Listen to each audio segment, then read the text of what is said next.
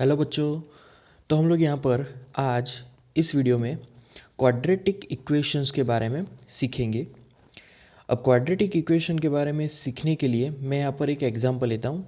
जैसे कि हमारे पास एक रेक्टेंगल है, राइट। तो रेक्टेंगल की एक पर्टिकुलर लेंथ है यहाँ पर, और वो लेंथ है यहाँ पर 2x प्लस 1। ओके, तो 2x+1 यहाँ पर रेक्टेंगल की लेंथ है। ओके, अब इसी रेक्टेंगल की जो ब्रेथ है, राइट, अगर उसकी बात करें तो वो है x। तो उसको मैं यहाँ पर x ले लेता हूँ, राइट। सिमिलरली यहाँ पर ये भी सेम लेंथ का होगा जैसे कि 2x+1 है, राइट। और यहाँ पर जो x है सामने भी हमें सिमिलरली x ही यहाँ पर मिलने वाला है। ओके, अब मान लीजिए कि जो एरिया है वो हमने काउंट कर लिया है, और काउंटिंग की वजह से हमें ये एरिया जानने को मिला है, और उसकी वैल्यू है 300 मीटर स्क्वायर। ये उसका एरिया है, राइट।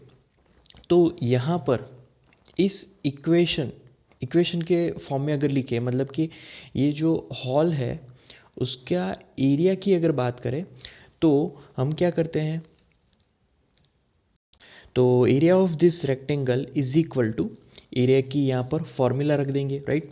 तो फॉर्मूला के हिसाब से पहले यहाँ पर क्या आता है, वो आता है लेंथ इनटू ब्रेथ। ओके, अब लेंथ के हिसाब से मैं यहाँ पर इक्वेशंस लिखूँगा। लेंथ है हमारी बेसिकली ब्रैकेट में 2x+1। ओके, तो ये हमारा लेंथ है, और जो ब्रेथ हमारा है वो है x×x। ओके, अब ये इक्वेशन बन गई। अब हम लोग यहाँ पर लिखेंगे उसका यूनिट क्या होगा यहाँ पर, मीटर स्क्वायर।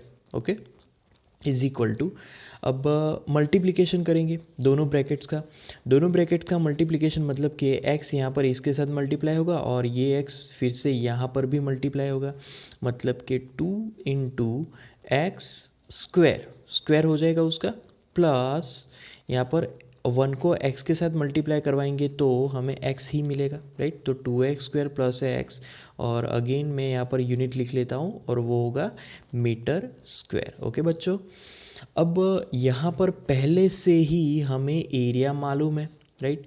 क्या एरिया है, एरिया यहाँ पर 300 है। तो मैं यहाँ पर अगेन लिख सकता हूँ कि भाई 2x² एरिया हमने फाइंड किया है, इक्वेशन के फॉर्म में 2x² plus x is equal to 300। तो यहाँ पर बच्चों एक इक्वेशन बन गया ये, राइट। तो ये एक इक्वेशन फॉर्म हो गया। अब इसको पर्टिकुलर एक्सप्रेशन से बदलकर इक्वेशन के फॉर्म में कन्वर्ट करें, क्योंकि ये एक्सप्रेशन हुआ और एक्सप्रेशन से हम लोग इक्वेशन के फॉर्म में लिखेंगे।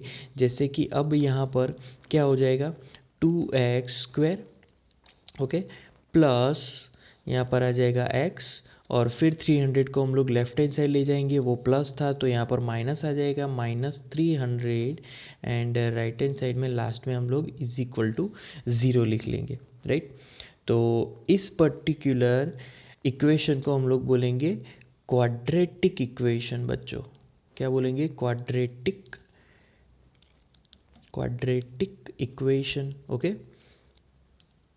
सिमिलरली ऐसे कुछ अगर हम लोग दूसरे एग्जांपल्स लें, राइट, मान लीजिए, तो मैं यहाँ पर दूसरा इक्वेशन लिख रहा हूँ 2x² प्लस सॉरी यहाँ पर प्लस 3x -1, राइट। ये एक क्वाड्रेटिक इक्वेशन होगा, इज इक्वल टू 0। दूसरा एग्जांपल लेते हैं, जैसे कि यहाँ पर है 4x -3 into x², okay, plus 2 is equal to 0। Okay, एक और एग्जांपल लेंगे। यहाँ पर आप देख सकते हो x² दूसरे टर्म में आ गया, राइट। अब एक और एग्जांपल ले तो उसमें 1 -x² plus 300 is equal to 0। ये एक और एग्जांपल हो गया, राइट। तो यहाँ पर भले ही x² मिडल टर्म में हो या फिर लास्ट टर्म में हो, अगर यहाँ पर वो एक पर्टिकुलर जनरल फॉर्म के हिसाब से होगा, अब जनरल फॉर्म क्या होगा, तो मैं यहाँ पर जनरल फॉर्म लिखूँगा उसका पहले, और वो इक्वेशन एक्स के फॉर्म में होगा, राइट। जैसे कि a x square plus b x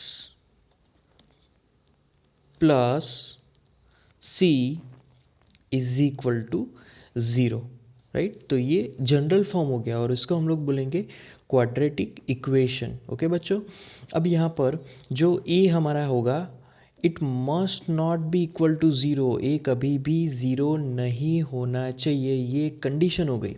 okay, अब यहाँ पर इस पर्टिकुलर इक्वेशन को हम लोग standard form of quadratic equation बोलेंगे, राइट। और दूसरी बाजू ये जो इक्वेशन है उसमें एक पैटर्न है कि यहाँ पर जो पावर है वो डिसेंडिंग ऑर्डर में है, राइट।